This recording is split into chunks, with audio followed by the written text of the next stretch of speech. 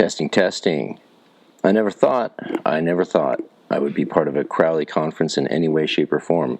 Yates conference, yes. But since I am here, let's dive into it. And I approach Crowley very much in an academic way because I'm, as a Yates person, I'm more inclined to think that he did what Crowley did, but better, and did it in secrecy without really having to create his own religion around it. Though, as we know from the Celtic mysteries, he more or less did try to create his own sort of nationalistic Irish religion around Celtic magic and the Druid tradition. So, he might have just failed where Crowley succeeded. That is a possibility. But when I look at Crowley, what interests me is the stuff I didn't know. As a young teenager, I read his autohagiography, I read the Book of Thoth, I read Book of Lies. I was quoting it to everyone who would listen, and even when they didn't want to listen, of course. Grade 8 biography on Crowley to try and shock my Waldorf school teachers, but they were just like, oh, yeah, we know that dude. So, what don't I know about Crowley? I didn't realize he was quite such a magical psychonaut. I mean, really a proto-chaot in a way, because he did all these experiments with the intention of seeing how they aided things like pathworking, astral travel, sensitivity training, psychic development, even Enochian aether work and stuff like that. So Crowley really did a lot for us that we probably overlook and ignore due to his shenanigans at times.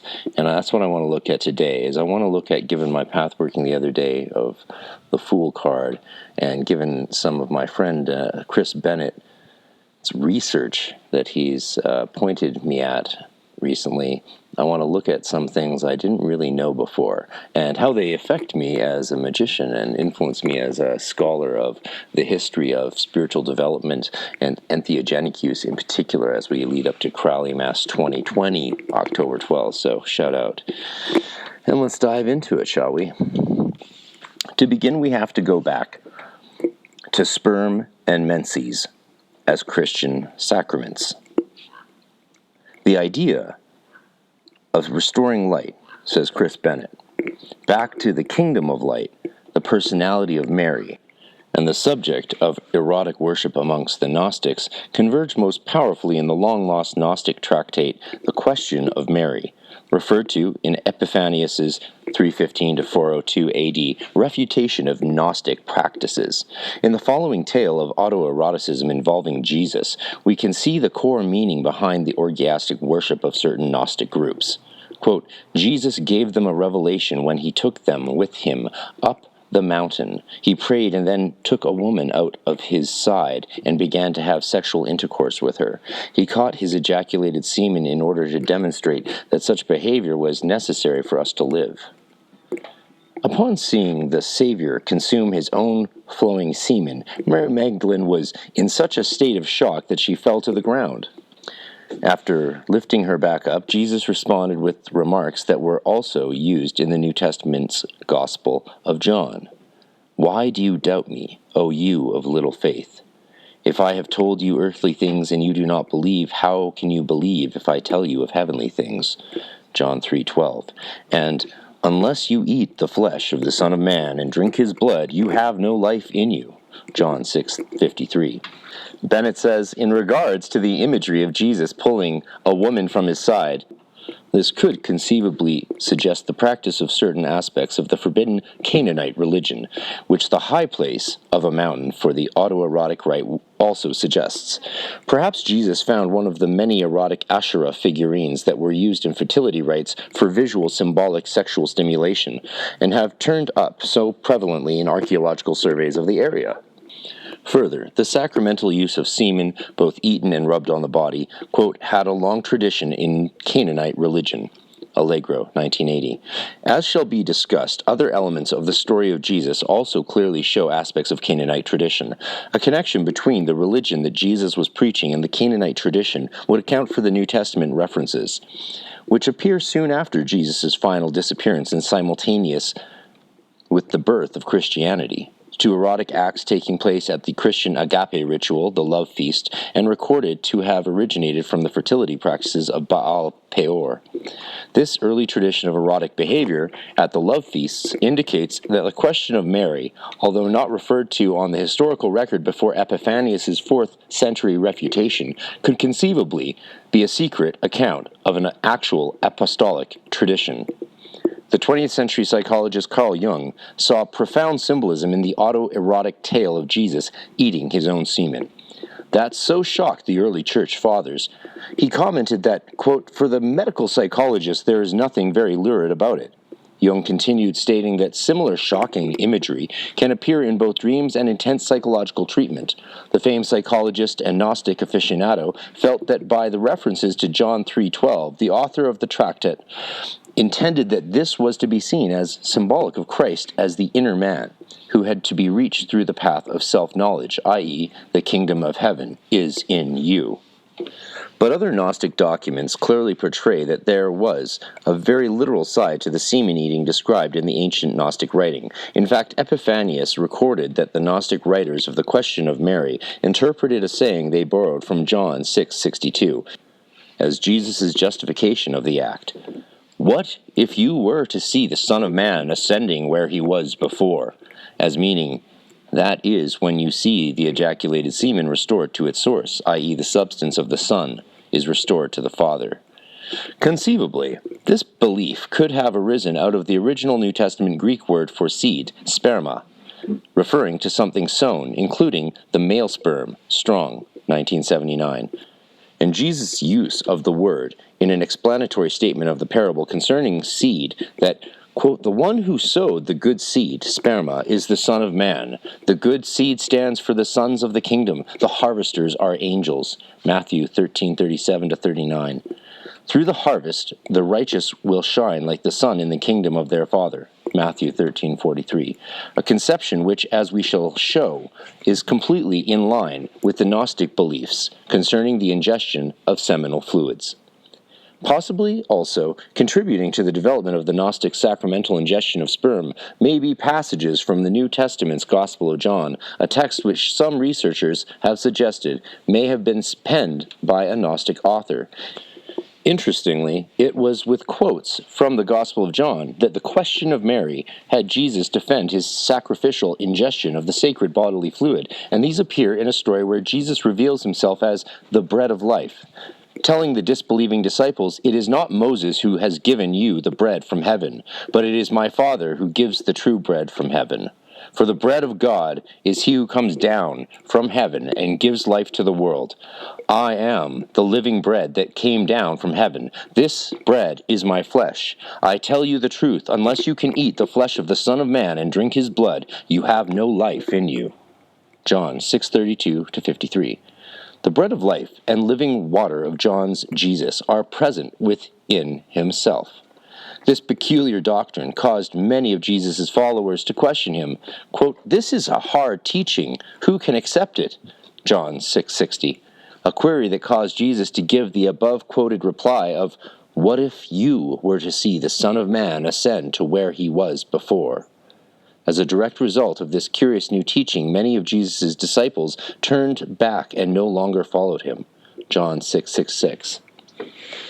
It is likely due to such an interpretation of the above scripture that the Ophites would later, as the Christian love feast or agape, sacrificially offer up sperm and menses as sacraments with the exclamation, quote, "We bring to thee this oblation, which is the very body of Christ." Adding to this curiosity is the fact that the Latin word mass, very similar to the Catholic Church's Latin name for the Eucharistic meal, mass, translates as male seed, leaving one to wonder just what the original Christian Eucharist was. The Roman Catholic teachers explain that the word used for their Eucharistic ceremony, Mass, means dismissal, and is believed to have been derived from the Latin words which are used at the ceremony's end, ite missa est, go, you are dismissed. But this is not certain.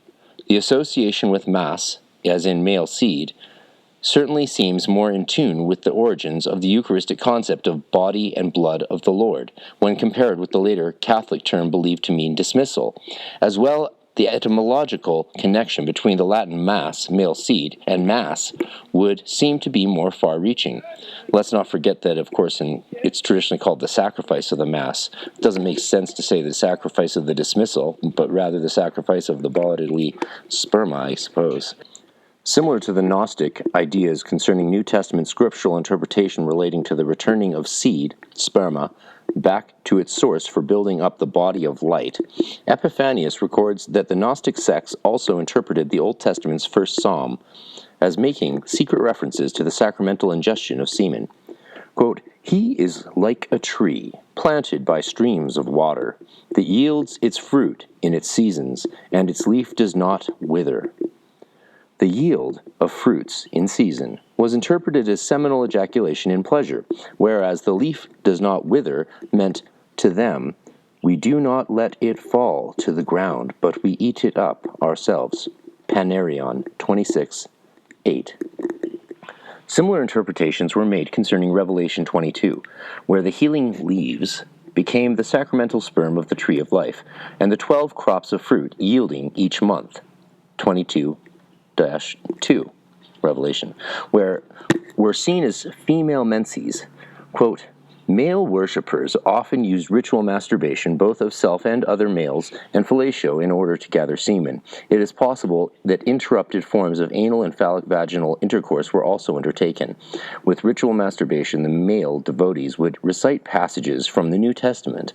These hands ministered to my necessities as to those who were with me. Acts 20:34 RSV. And let him labor, doing honest work with his hands, so that he might be able to give to those in need.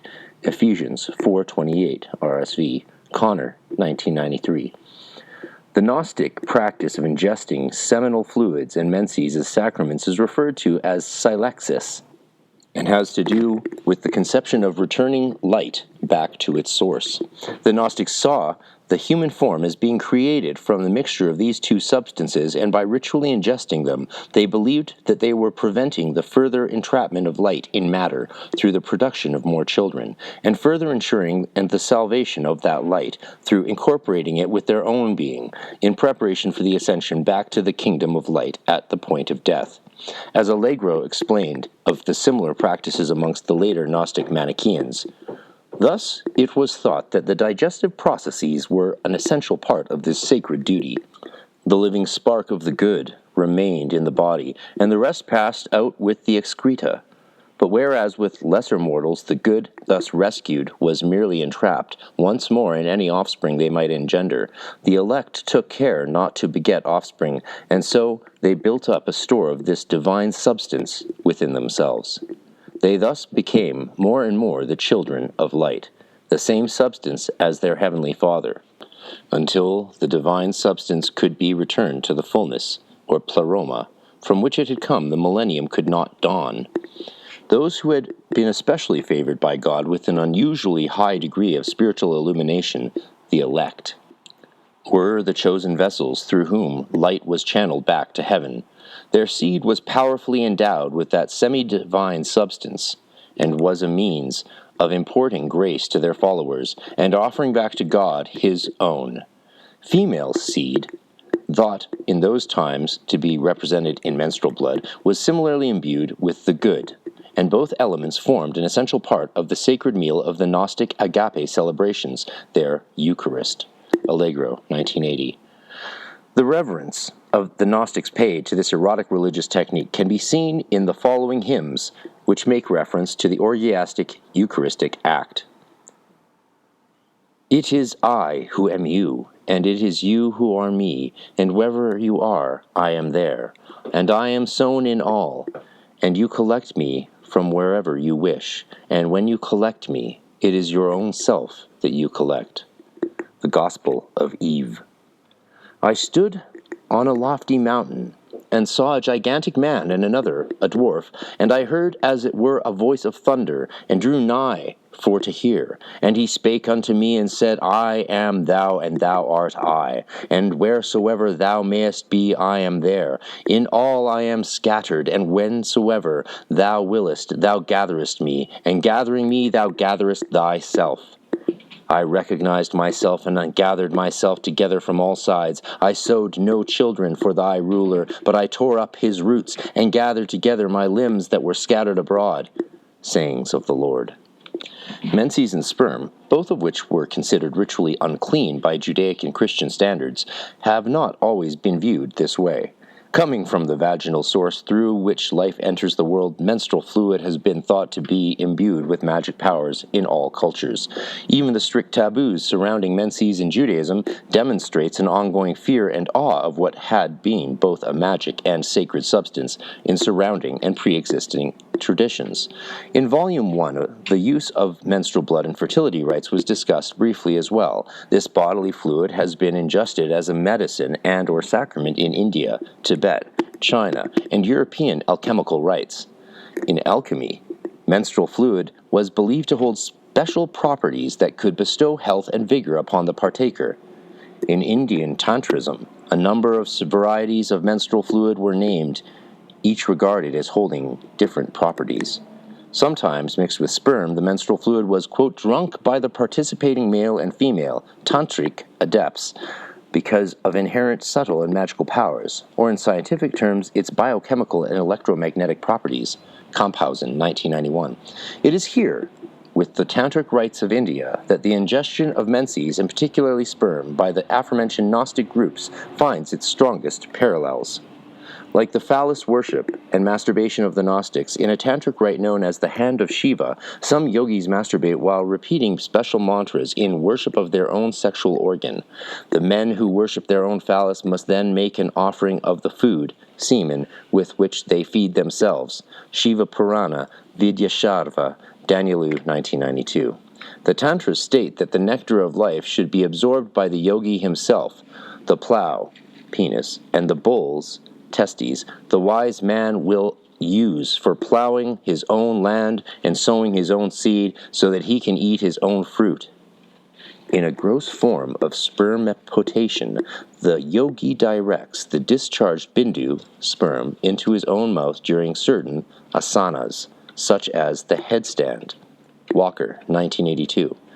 As in Gnosticism, where the elect could bestow grace on lesser initiates with a sacramental gift of their sperm, in Tantrism, semen is imbued with magical powers, and a drink containing the sperm of a respected master is consumed by his disciples. Sperm represents the genetic heritage handed down from generation to generation.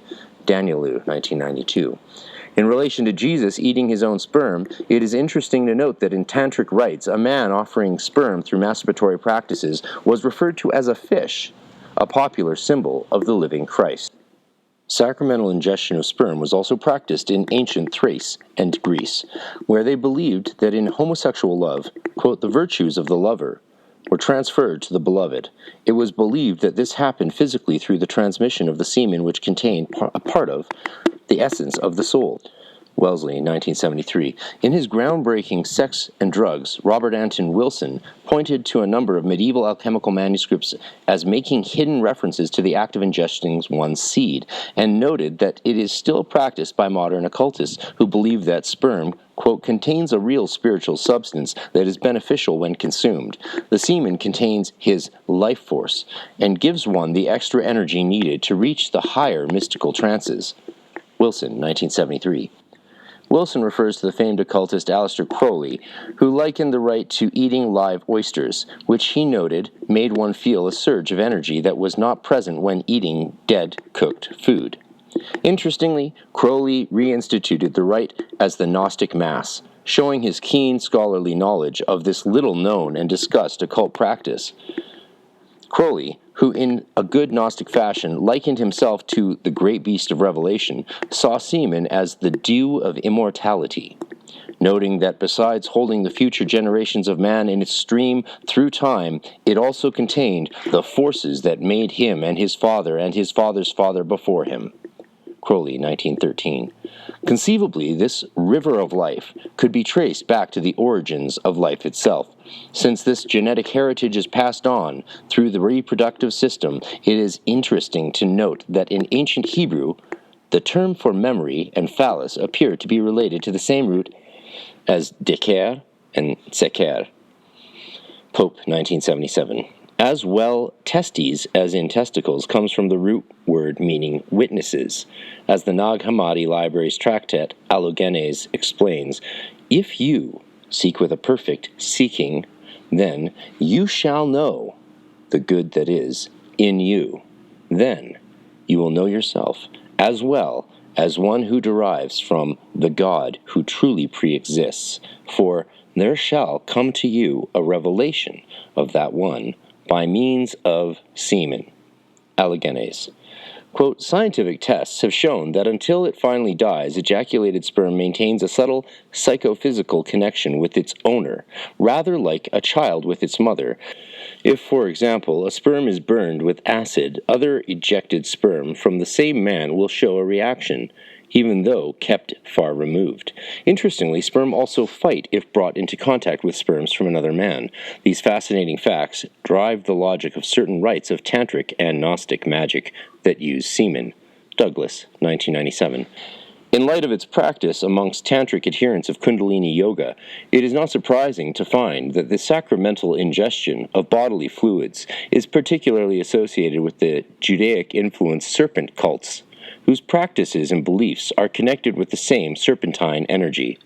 As noted, the rites of the Ophites and the closely related Nassenes, both of whose names have connotations of serpent, predate Christianity and may conceivably have had a profound influence on the beliefs and rites instituted by Jesus.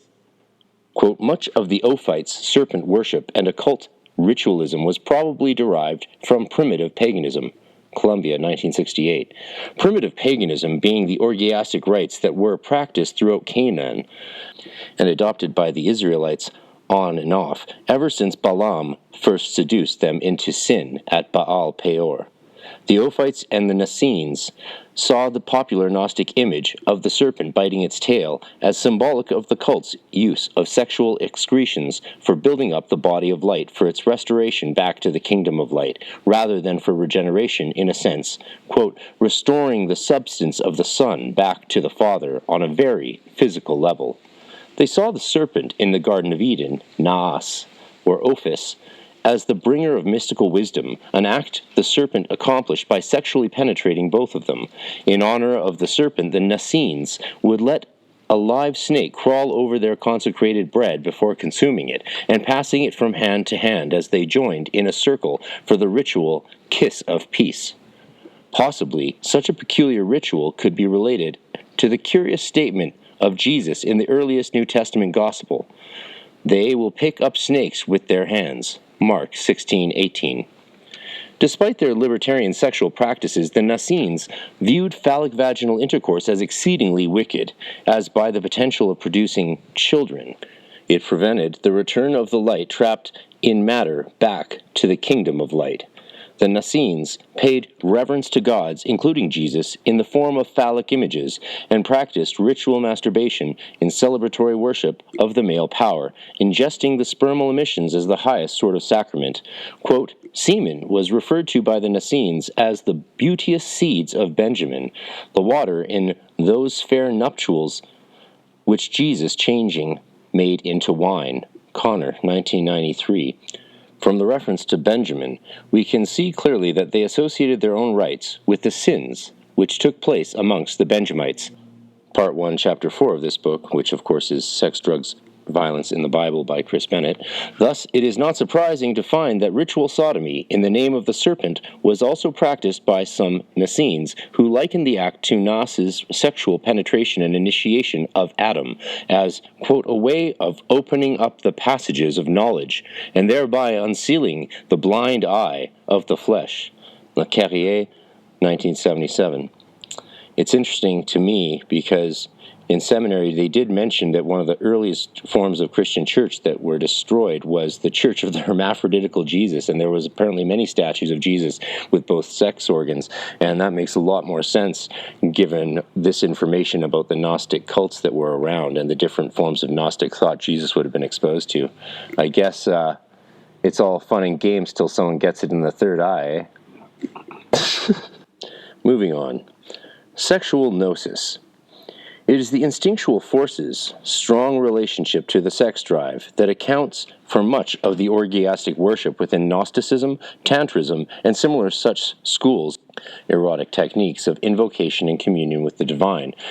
As the turn of the 20th century Gnostic aficionado Aleister Crowley noted, when you proved that God is merely a name for the sex instinct, it appears to me not far to the perception that the sex instinct is God. When discussing the Catholic Church's attitude towards the erotic activities and texts of Gnostic sects, we find ourselves once again reminded of certain Shaivite traditions. The Skanda Purana and Shiva Purana tell the story of how Shiva was walking through the forest one day with his holy lingam in hand, masturbating ecstatically, sprinkling his magic sperm around and seducing the wives of the Brahmin men. Quote, shocked by the appearance and behavior of Shiva, the sages of the forest said to him, "You have acted perversely. This is contrary to the scriptures. Your sexual organ will fall to the ground." When they had thus spoken, the sexual organ of this messenger of heaven, who was none other than Shiva, of the marvelous forms, at once fell to the ground. The phallus burned everything before it. Wherever it went, all was consumed. It traveled through the underworld, in heaven, on the earth, never staying in one place. All the worlds and their inhabitants lived in anguish. Likewise, when the pious Catholic Church Fathers encountered the orgiastic Gnostic sects and their tradition of Jesus masturbating ecstatically on a mountaintop, they called down a similar curse, and lo, the sacred phallus of the Son of Man has been burning up through creation ever since, in the same manner as did Shiva's mythically scorned member. It is this separation from our natural sex drive that accounts for so much of the violence, war, and environmental devastation that the world is faced with. All such problems are about penetration, charge, and due to man's collectively misguided sex drive. Bigger guns, bigger steel phallus bombs, bigger cock-like rockets to fuck people up with, and finally the biggest and last orgasm ever. At least that's the way things seem to be heading at this point. When faced with their similar dilemma concerning Shiva's rampaging lingam, the sages of the forest went to the god Brahma to ask him how to remedy the situation. When Brahma heard their story, he ridiculed them for their impotence and explained that the masturbating individual they had encountered was the Supreme Lord himself. Brahma explains that instead of cursing Shiva's lingam, they should have worshipped it, building it a pedestal in the form of a vagina, consecrating it with holy water, and giving an invocation. You are the source of the universe, the origin of the universe. You are present in everything that exists. The universe is but the form of yourself. O benevolent one, calm yourself and protect the world. Thus, in Shivaite tantric systems, man is seen as only a phallus bearer, lingadhara, the servant of his sexual organ. Danielu, 1992. Interestingly, Revelation's John may have received a similar message concerning the phallus of the Son of Man during his entheogen-induced revelation. Quote, on his thigh, i.e. phallus, he has the name written, King of Kings and Lord of Lords. Revelation 19:16. In line with this, some have noted that the penis virtually becomes the savior in some Gnostic systems. Matthews, 1992. Indeed, it is only by reacquainting ourselves with the primal sex instinct that lays at the very core of our consciousness and recognizing it for the sacred force that it is, that we can ever hope to attain full realization both personally and collectively. As the Shiva Purana explains of phallus worship in the Indian counterpart of the Christians' latter days, the Kali Yuga. During the Kali Yuga, phallus worship is the most efficacious type of worship in the world. No symbol can compare with it. The sexual organ brings pleasure in this world and liberation in the next. In worshiping the phallus, man identifies himself with Shiva. There is nothing so sacred in the four Vedas as the worship of the linga. This is the conclusion of all traditions. From the state of our modern world, we can see that similar reverence to the phallus of the Son of Man is once again needed in order to end its nearly 2,000-year rampage through creation. For it is only by coming to terms with the energy of this serpent that we can ever hope to come to terms with ourselves. Quote, if a house is divided against itself, that house cannot stand. Mark 3:25. Quote, that unity of culture and nature, work and love, morality and sexuality, for which mankind is forever longing, this unity will remain a dream as long as man does not permit the satisfaction of the biological demands of natural, orgiastic, sexual gratification. The fact that man is the only species which does not fulfill the natural law of sexuality is the immediate cause of a series of devastating disasters. The external social negation of life results in mass death, in the form of wars, as well as in psychic and somatic disturbances of vital functioning. Reich, 1942-1971. And I believe that's Wilhelm Reich, if I'm not mistaken. What do you think, Chris? Yep. Oh, Chris agrees. Wilhelm Reich. Okay, let's go on. Yeah. I've never done a podcast with the author sitting nearby before, but such is life. Such is Soma life. What kind of bird is that again? African gray An parrot. African gray. People have asked if it talks, and it sounds just like you. Yeah. Like we run through a voice message system or something. Exactly like you run through a voice message system. Chris Bennett. Chris Bennett. All right, let's continue, folks. Not perceiving what was holy, the church fathers and similarly minded Jews before them made sex evil. Further, they turned the holy image of the phallus into a serpent placed in constant battle with mankind, forever seated in its eternal position as tempter and agitator between the legs of Adam. So true. For those who don't know, when Christian monastics first started declaring themselves celibates and worshiping in hermitages in the desert, they were considered heretics and often crucified or burned to the stakes by the Catholic Church. It wasn't until years later, a couple hundred years later, that Thomas Aquinas in the Summa Theologia put out the first theological argument for celibacy amongst clergy, but it wasn't actually brought into practice until criticisms from the Counter-Reformationists, from the Reformers, caused the Counter-Reformation to clamp down on priests being married or having concubines and families, which was common practice up until about the 17th century, 18th century even. And today, of course, you can still be a married Catholic priest if you know how to work the loophole.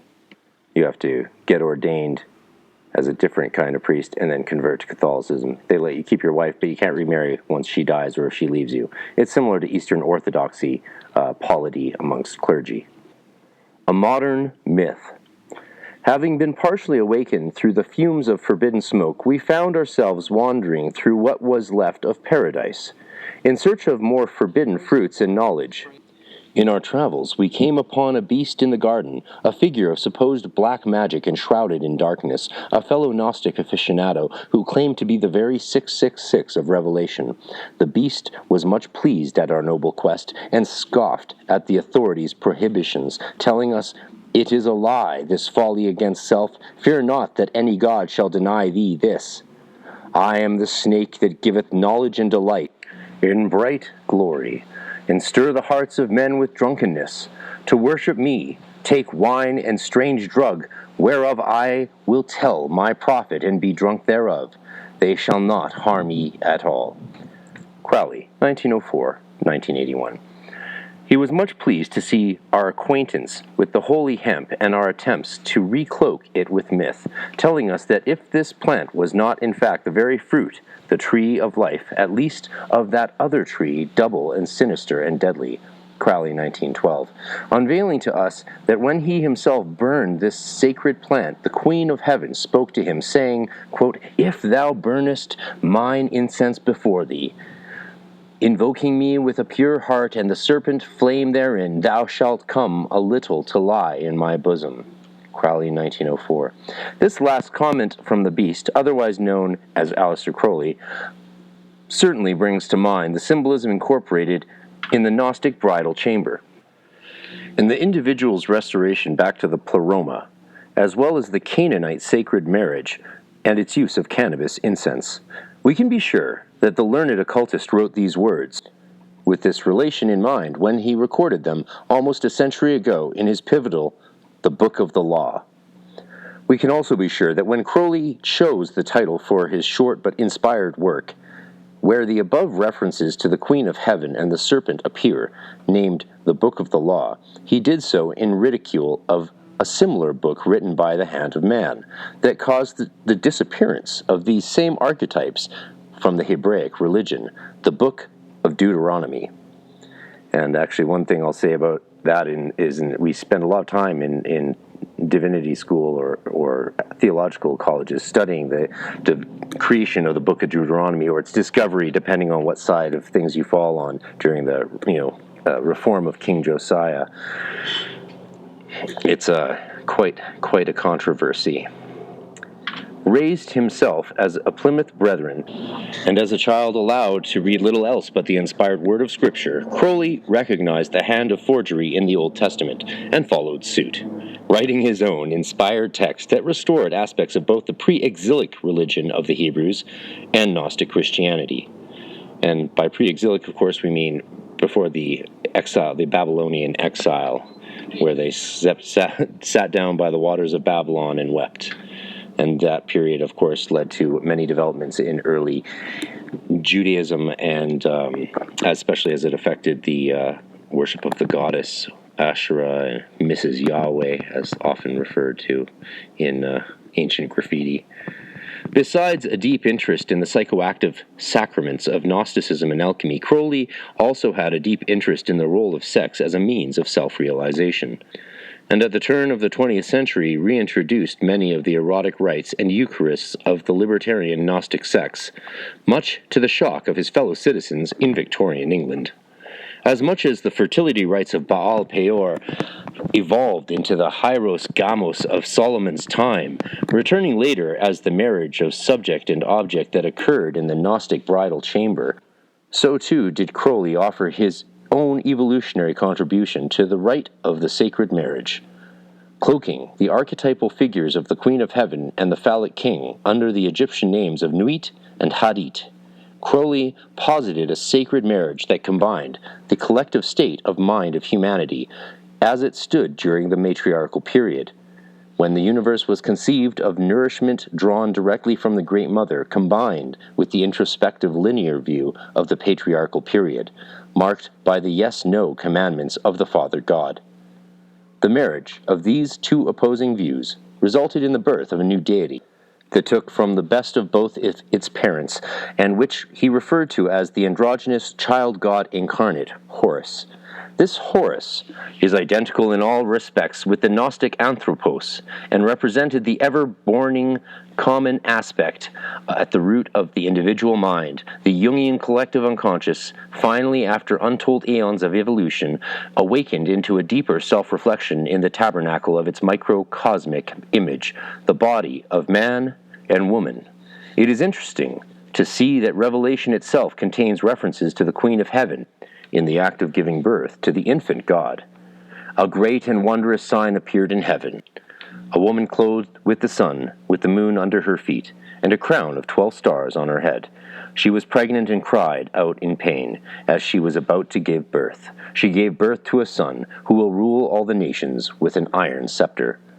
Revelation 12:1-5. It would seem the Great Mother is now rightly not content to play a role in the shadows, but wishes to actively partake of helping rear her divine child of humanity. Her return is clearly marked by the success of women's liberation and the timely rise in her worship amongst eco-feminists and neo-pagan witches alike. Other references to Aleister Crowley are found in the extensive footnotes of Chris Bennett's Sex, Drugs, Violence in the Bible. In the occult work, claiming to be a modern rendition of the medieval Necronomicon, referred to in the obscure writings of H.P. Lovecraft, 1890 to 1937, but likely a forgery, the well-read editor and author of the introduction, Simon, convincingly claims that the Gnostic god Iao corresponds with Ea, the Lord of Waters, Simon, 1977. Simon refers to IAO in references to Aleister Crowley, 1875 to 1947, who had adopted the god after familiarizing himself with the existing Gnostic material and forming the Gnostic Catholic Church, reintroducing many of the ancient cult's sacramental worship forms, i.e. sex and drugs. Crowley himself, extremely well-read, is quoted in the book's foreword with the statement, "Our work is therefore historically authentic, the rediscovery of the Sumerian tradition."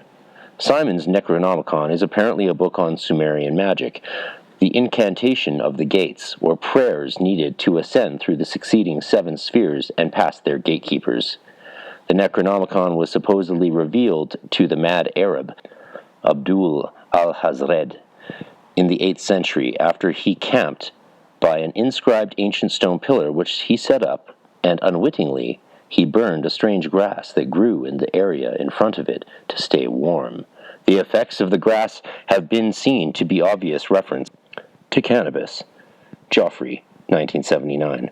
In the words of the mad Arab, with the assistance of a strange grass that gives the mind great power to travel tremendous distances into the heavens, I received the formulae for the amulets and talismans, which provide the priest with safe passage among the spheres wherein he may travel in search of the wisdom. Simon, 1977. The idea of a strong Babylonian influence on the Gnostic cosmology is guaranteed by Hippolytus's references to the Gnostic treatise on an Old Babylonian cosmogonic scripture, Mead, 1900, a creation myth that contained references to Thalassa and Thalath, Tiamat, or World Mother of the Babylonians. Mead, 1900. Ea's son, Marduk, created the material world from the parts of the All-Mother Tiamat, and much of the complicated Gnostic cosmology developed out of this earlier and simpler myth, as did the Old Testament's Genesis 1. As quoted by Doan, 1882, it can also be seen that Jesus' fish imagery has connections with Moses' apprentice Joshua, the son of Nun, i.e. fish dragon. Jesus is the customary Greek form for the common Hebrew name Joshua, Encyclopedia Britannica, 5th edition, and it is likely that through his initiation by John, Jesus saw himself as a sort of second Joshua, the deliverer of Israel. The next note of interest is that, quote, in England hemp was considered one of the sources of broomsticks that witches rode to the Sabbath. This was perhaps a metaphoric way of saying that witches' experience were simply hashish dreams. Walker, 1988. The witches' flying ointments were in fact powerful entheogenic lotions that the witches applied to themselves, which besides hemp and mandrake also often contained powerful drug plants such as hemlock, henbane, and belladonna. These lotions had to be prepared and applied with knowledge, as the plants can be lethal if used improperly. Generally, these powerful ointments would send the witch into a coma-like state for around 36 hours, during which they would experience their shamanistic flight to the witch's Sabbath. The product of their powerful visionary hallucinations combined with set and setting. Idris Shah has commented on the Arabic root of witchcraft, pointing out that many of the words used in European witchcraft are from the Arabic language. As well, there is similarities in the circle dance of both cults, and Shah relates that in both cases they came to the witches through a diffusion of Sufi practices. A similar Gnostic dance involving Jesus in the center will be discussed later.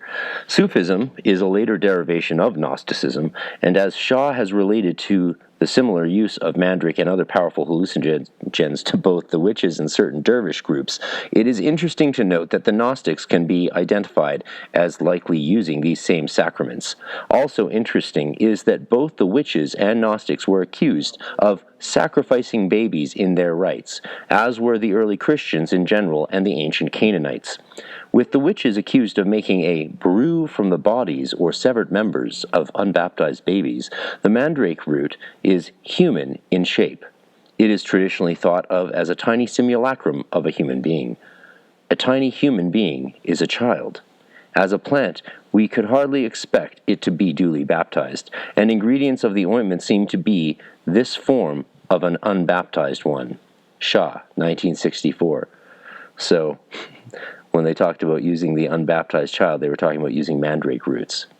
Yes, another code, sort of like Crowley's saying he was going to do child sacrifice, and what he meant was masturbate.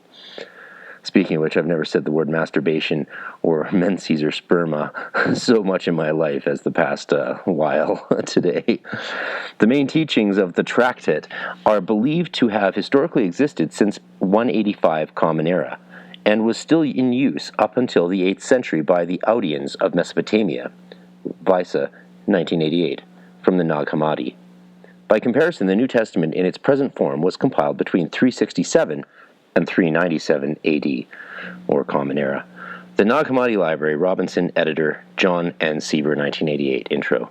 Used in large doses or in powerful extracts, cannabis is capable of producing such visionary states. It is interesting to note that in the mid-1800s, Psychopharmacologist Louis-Alphonse Carrenet found similar out-of-body experiences to those attributed to the Zoroastrian heroes in tests done on subjects using large doses of hashish.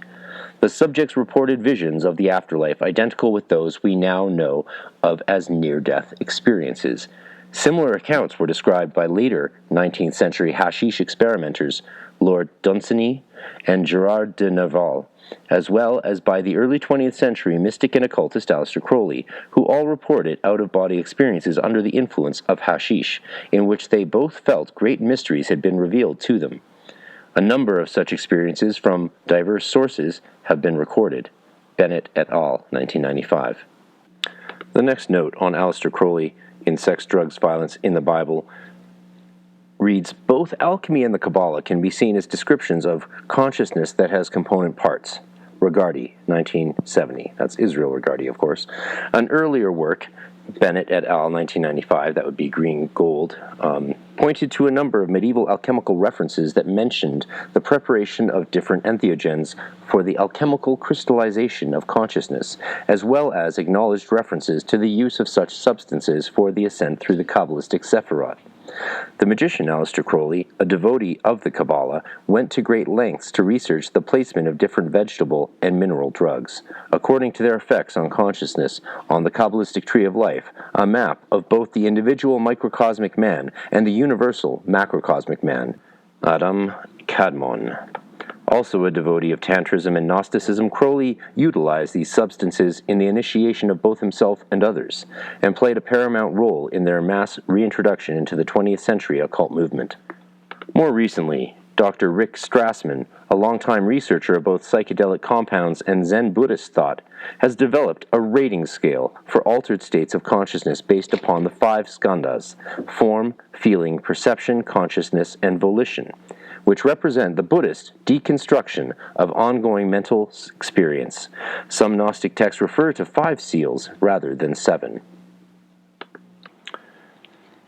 The next section of vast interest, with a reference to Aleister Crowley, follows, as with the Ministry of Truth in Orwell's 1984, the Church Fathers and rulers of the newly theocratic state ensured that only texts that authenticated the history and cosmology of the Church were allowed to survive. Evidently, some historical texts may only have survived because they were altered by Christian copyists to fit in with the history of the faith. John Dominic Crossan, well, there's a commentator I know well from seminary days, suggests that such alterations occur in the works of Flavius Josephus, whose account of Jesus in his Antiquities is referred to by many Christians as non-Christian evidence of Jesus' historical existence. Quote, Josephus's work were preserved and copied by Christian rather than Jewish editors. Such additions would have been easy to insert. Crossan, 1994. Crossan suggests the following italicized words from Josephus's Antiquities, 1863. That's 18th chapter, verse 63.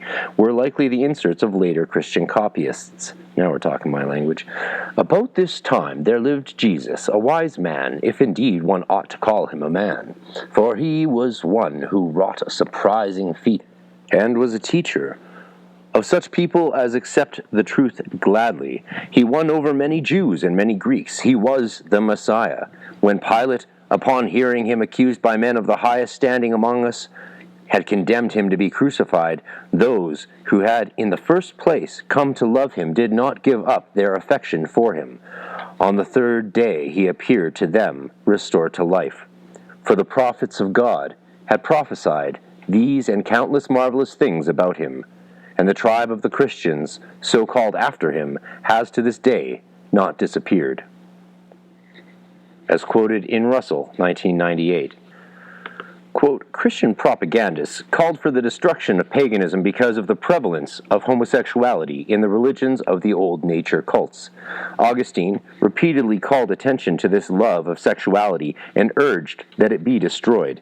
He was particularly incensed by the worship of the Great Mother, whose chief priests were gay transvestites. After ridiculing various rural sex gods, he says, the same applies to the effeminates consecrated to the Great Mother, who violate every canon of decency in men and women. They were to be seen, until just the other day in the streets of Carthage with their pomaded hair and powdered faces, gliding along with womanish languor, and demanding from the shopkeeper the means of their depraved existence, Augustine, quoted in Evans, 1978, a tenet that lasted well over a millennia.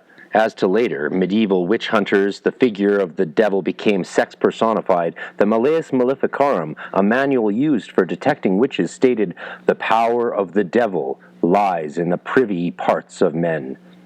Many times women were condemned precisely because they were associated with sex.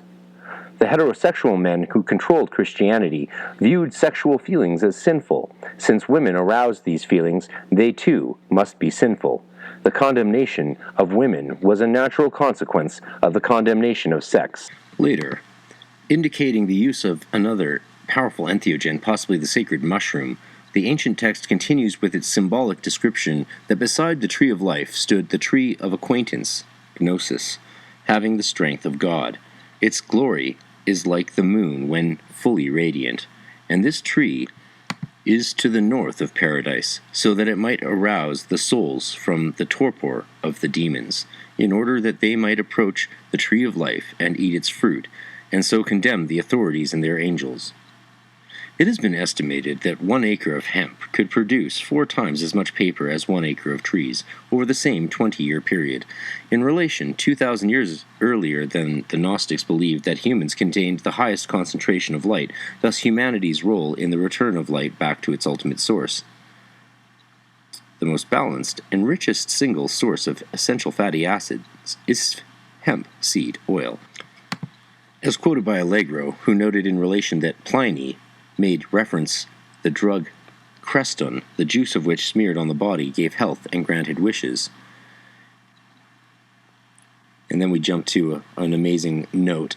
These are endnotes, which I'm sharing that I think are relevant leading up to some Crowley stuff. If you deal drugs, we're going to kill you, stated American Speaker of the House, Newt Gingrich himself, like both the President and Vice President of the U.S., a former cannabis smoker. Gingrich, who hoped to completely eliminate illicit drug use by the year 2001, with the contradictory intellect of Augustine, went so far as to suggest that such a death penalty should be applied to anyone bringing more than 50 grams of marijuana, slightly less than 2 ounces, into America. Abel, 1980. Unknown to Lindsay, his interpreter, this is Hal Lindsay, the great dispensationalist theologian of evangelical fundamentalism, his interpretation of Revelation's reference to sorcery, possibly indicating the rise of a drug cult at the end of the millennium, is similar to medieval apocryphal Muslim prophecies that have been interpreted as references to cannabis. The Muslim stories are, of course, apocryphal, meaning that they were not written until after the time of Muhammad, and are not considered holy writ, or the words of the prophet, and were probably written in reaction to the heretical Sufi movement. But in all fairness to the reader's free will and choice, they should be mentioned. Writings attributed to Mahmud al-Muhammadi have the prophet state, "There is a tree called Gubaria, an accursed tree. It will appear at the end of time. Those who eat from it do not belong to us." The following was written during the Middle Ages by Hudayfa b. al-Yaman. "I went together with the prophet into the countryside. He saw a tree and shook his head. I asked him why he was shaking his head, and he replied, 'A time will come upon my nation when they will eat from the leaves of this tree and get intoxicated. They are the worst of the worst. They are the bira of my nation, as God has nothing to do with them.'" Of course, there are many positive references to cannabis found in the literature of Islam, like the following, which was attributed to the Almighty himself. Quote, "When God created this plant and called for it to appear before him, it went to him, and he said, 'Be my might, majesty, splendor, and purification. I have not created a plant nobler and finer than you are. Nowhere else have I let you dwell, but in clean minds and the clean stomachs of my servants." Rosenthal, 1971. The reason for these extremely contradictory statements concerning marijuana is that hemp is neither good nor evil in itself. These connotations are of human design. As a great master once said, "There is nothing unclean unto itself." Cannabis is whatever you want to make of it or see in it, and this is for the individual to decide for themselves. The fruit shall befit the partaker. Note, halcyon means false heaven, and this peculiar drug alleviates feelings of guilt and anxiety. George Bush was reputedly doped up on this stuff when he vomited at a dinner with the Japanese Prime Minister.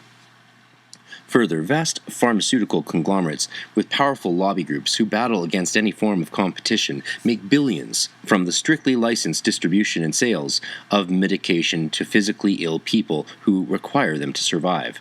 Such pharmaceutical lobby groups offer up some of the strongest opposition to natural medicines such as cannabis, and it is estimated that up to 30% of the pharmaceuticals they currently supply could be replaced by this natural herb, which they would hardly be able to control and profit from were it made legal, as people can easily grow it themselves.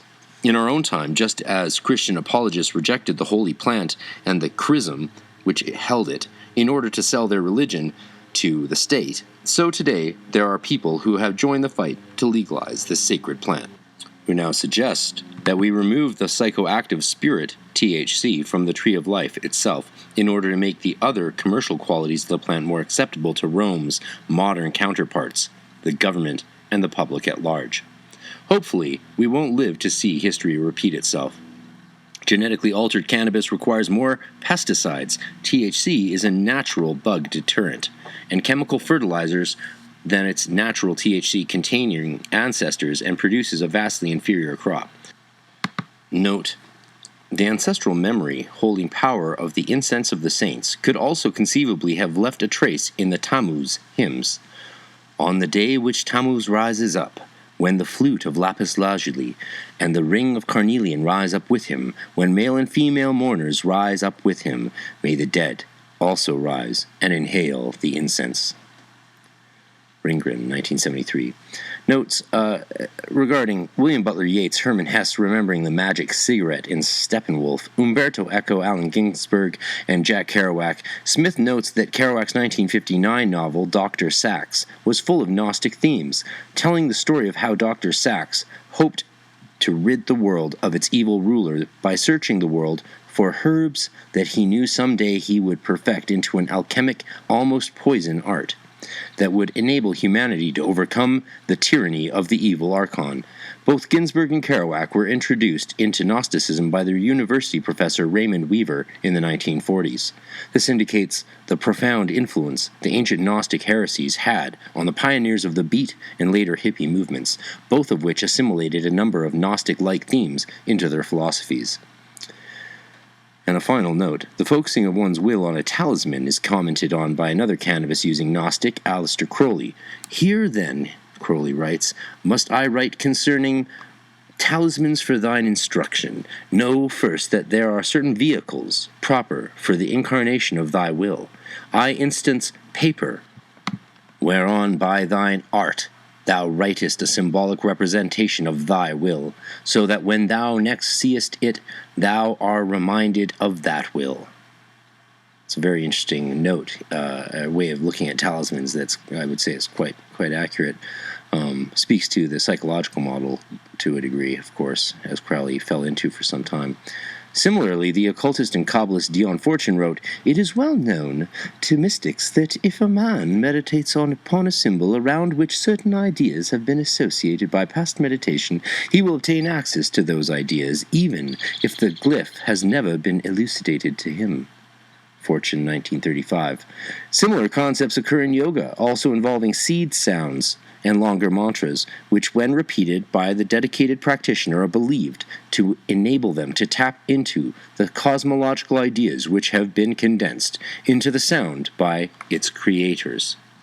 It's also worth noting there's references and stories to planetary astral travel induced by cannabis covered in accounts of Lord Dunsany and Aleister Crowley, referred to in Bennett's earlier work in 1995, Green Gold. Finally, the last reference to Crowley in Sex, Drugs, Violence in the Bible follows a really interesting quote from Reiser, 1958, that man literally does stand midway between the supra-universes and the infra-universes, that he is, in a sense, at the crossroads of the universe, is indicated by calculations which show that while about 10 to 27th power atoms make up a human body, 10 to 28th human bodies constitute enough material to build a star. Man lives in a middle-scale universe, suspended between two infinities, and he appears to possess characteristics from both domains. Quoted in Andrews and Vinkenhoog, 1967, Reiser's comments are of particular interest when it is noted that in both Kabbalistic and Gnostic philosophy, humanity also marks the midpoint between the descent of spirit into matter and its return to the divine mind, which is achieved through gnosis. David Loy points to another interesting analogy, noting that at birth, the number of neurons in the human brain, approximately 100 billion, is about the same as the numbers of stars in our own galaxy. Quote, when we look up on a clear night, we are seeing in these bright billions of energy points ranging throughout space a giant and seemingly endless analog of our own brain. Astronomer V.A. Fursoff suggests that everything is held together by some kind of mind stuff composed of elementary particles like neutrinos, existing with a special kind of mental space governed by different laws. These entities could be called mendons, Loy, 1983. Such musings help to bring a deeper understanding to Aleister Crowley's comments of some decades before. Man is a microcosm, that is, an image demonstrated that the perceptible universe is an extension or phantasm of the nervous system. Crowley, 1938. Quote, Jesus said, when you make the inside like the outside and the above like the below, then you will enter the kingdom.